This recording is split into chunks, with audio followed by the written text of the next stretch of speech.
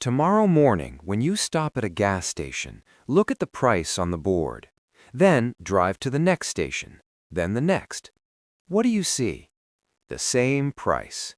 Shell, Exxon, Chevron, BP.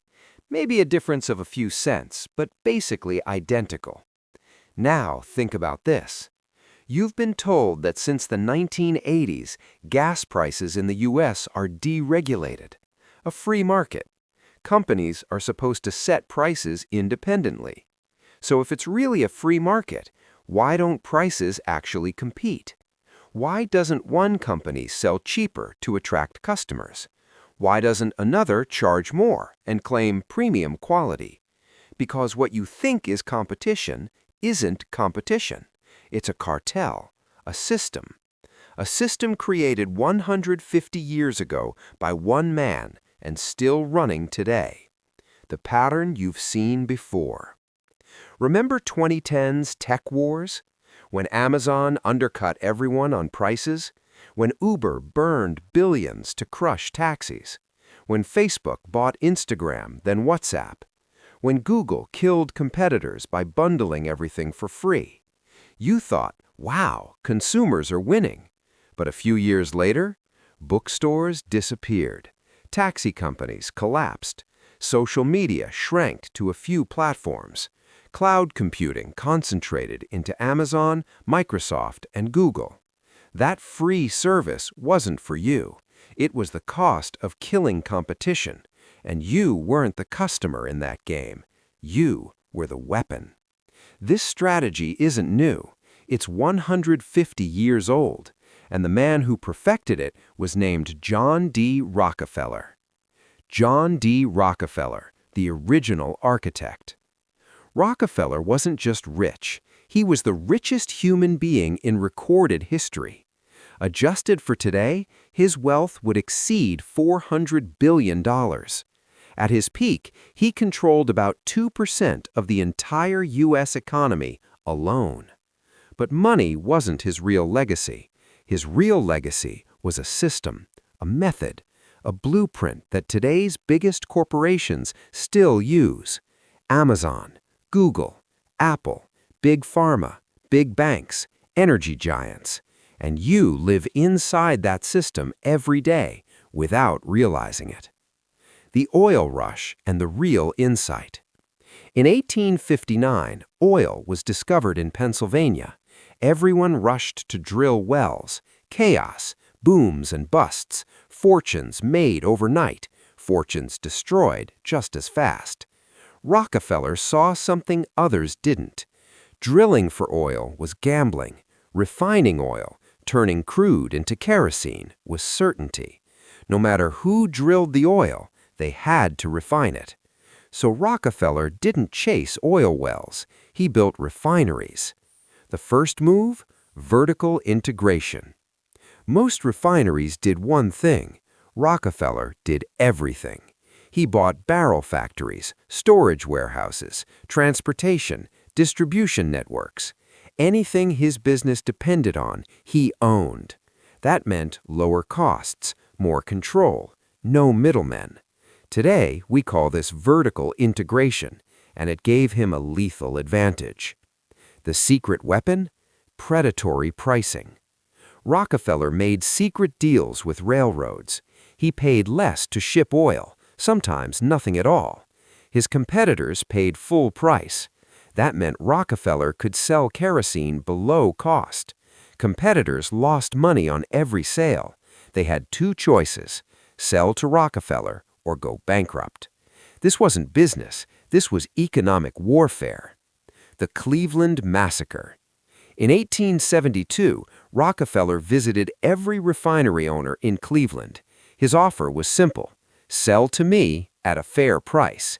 If they refused, he started a price war they couldn't survive. Within 3 months, Rockefeller controlled 25 of the 26 refineries in Cleveland. This became known as the Cleveland Massacre. This was the blueprint. Offer to buy, if rejected, destroy, then buy the remains. This strategy still exists today.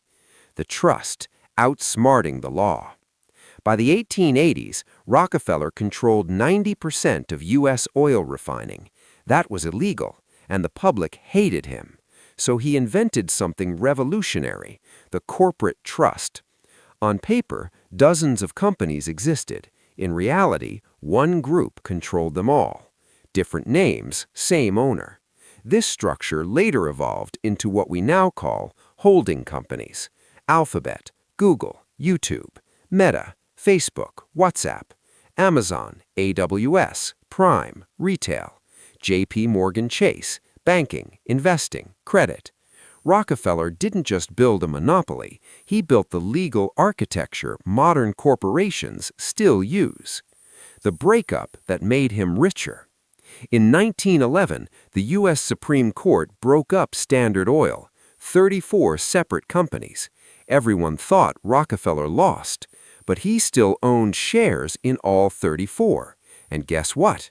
The combined value of those shares was higher than before. He became richer after being broken up. And over the next 100 years, those companies quietly merged back together. Exxon, Mobil, Chevron, BP, same system, different logos. The final move? Philanthropy. Rockefeller's last genius move? Charity. He created the Rockefeller Foundation. It funded universities, medical research, public health systems. Sounds noble, but here's the truth. That money evaded taxes, and the foundation decided what research mattered. It shaped medical education, pharmaceutical systems, public policy. Today's billionaires copied this perfectly. Bill Gates Foundation, Zuckerberg Initiative, corporate-funded nonprofits. Charity became reputation management, policy influence, power without accountability. Rockefeller invented that too. The system today. Now look around. Amazon controls warehouses, delivery, cloud servers, retail data. Google controls search, over 90%, advertising, data. Banks use holding companies to avoid regulation. Big Pharma writes the rules that regulate them. Oil companies move together. Tech companies buy or crush competitors. This isn't accidental. It's Rockefeller's system running exactly as designed. So what can you do? You have 3 options. 1.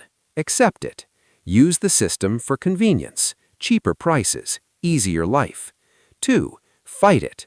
Avoid big companies, support alternatives, vote for regulation. Noble, but exhausting. 3. Understand it and position yourself inside it. If wealth flows upward, then stop standing at the bottom. Own pieces of the system. Learn how power moves. Think like the architects, not the consumers. You can't escape the system, but you can see it. And once you see it, you can never unsee it. John D. Rockefeller once said, "Competition is a sin," not because he hated people, but because he believed consolidation was inevitable. 150 years later, we're living in the world he designed. And now, at least, you know whose game you're playing. If you want documentary on any other topic, know me in comments. For more these type of videos, like, share, and subscribe.